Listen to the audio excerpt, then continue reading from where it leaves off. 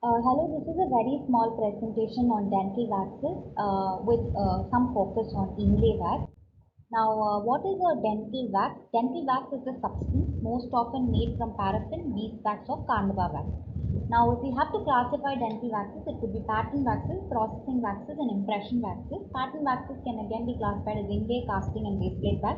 Processing waxes could be boxing, utility, sticky, and impression waxes could be corrective, impression or bite registration. Now, the sources of these waxes could be natural, synthetic, or additive in nature.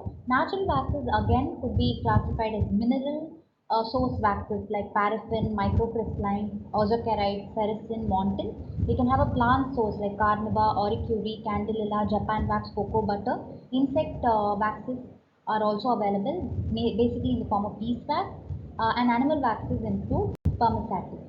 Synthetic waxes again could be Acravax, aerosol, Duravax, etc. Additive could be in the form of stearic acid, turpentine, rosin, mainly the copal form, dammer and shellac. Now, these waxes have certain characteristics, that's why they are combined and added. Now, paraffin, for instance, establishes a melting point. Microcrystalline wax reduces volumetric change during solidification. Branstall increases melting range, hardness, and reduces flow. Ozokerite, on the other hand, improves physical characteristics and melting range. Ferricin has high molecular weight, hardness, and melting range, and Montan improves hardness and melting range. Cornaba increases melting range and hardness. Candelilla increases hardness. Japan wax improves tackiness. Cocoa butter has the same properties as the above, also protects against dehydration of soft tissues. Beeswax, the main component is sticky wax.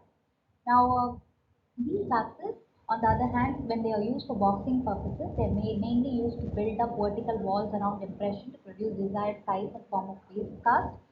And base plate wax is used to establish the initial arch form. Utility waxes could be used to prepare a desirable contour. Casting waxes, on the other hand, to prepare patterns for metallic framework. Sticky waxes for joining metal parts, and impression waxes could be used to record non-undercut edentulous portion of the mouth. Now, inlay wax in specific is used in inlays, crowns, and bridge units formed by casting process that uses the lost wax technique. In this technique, a wax pattern that duplicates the shape and contour of the desired metal casting is constructed and embedded in the investment material to form a mold with a screw leading from the outer surface of the mold to the pattern.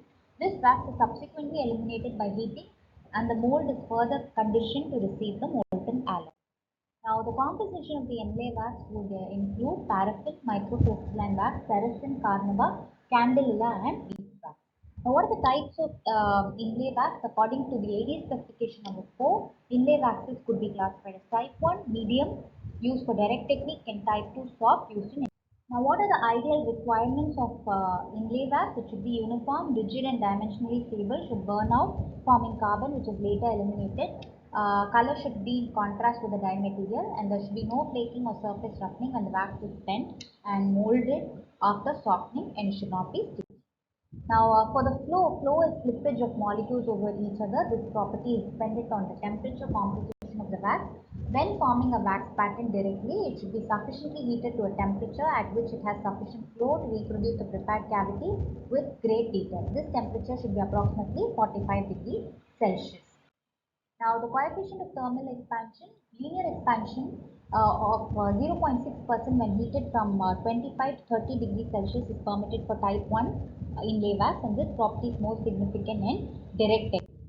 Now, as for wax distortion, it is due to the release of stresses in the pattern, and it could be because of contraction on cooling, occluded gas bubbles, change of shape of wax during molding, from manipulation, carving, cooling, and removal. To avoid the distortion of waxes, minimal carving and change in temperature is required, minimal storage of pattern, and use of warm instrument for carving is all precautions to be taken. As for manipulation, there is direct technique. For direct technique, you soften the stick of wax over the flame, insert into the cavity and hold under pressure, allow to cool gradually at mouth temperature, and withdraw the wax pattern carefully. As for indirect technique, the pattern is prepared over a lubricated die. If the molten wax is used, very little stresses occur. Methods of indirect technique include dipping method, softening in warm water, and adding a layer. Now that was a very brief class on inlay waxes, and that ends the presentation on dental waxes with much focus on inlay wax. Thank you.